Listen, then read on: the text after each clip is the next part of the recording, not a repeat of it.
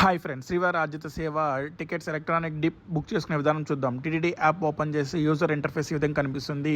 ఇక్కడ మనకి శ్రీవారి ఆర్జిత సేవ ఎలక్ట్రానిక్ టికెట్స్ ఓపెన్ అయినాయి. క్లిక్ చేస్తే వర్చువల్ క్యూలోకి వస్తాము. ఈ వర్చువల్ క్యూ కంప్లీట్ అయిన తర్వాత మనకి ఇన్స్ట్రక్షన్స్ వస్తాయి. వాటిని సెలెక్ట్ చేసుకుని ఓకే చేసిన తర్వాత అక్కడ మనకి మన డీటెయిల్స్ అడుగుతుంది. లైక్ మన email, country, state, city, pin code, number of pilgrims, name, age, Aadhaar number అడుగుతుంది. వాటిని ఇచ్చిన తర్వాత ఇక్కడ 4 సేవాస్ ఓపెన్ అవుతాయి. ఆ 4 సేవాస్ని సెలెక్ట్ సేవా అండ్ డేట్ మీద క్లిక్ చేస్తే మనకి నెక్స్ట్ విండో ఓపెన్ అవుతుంది.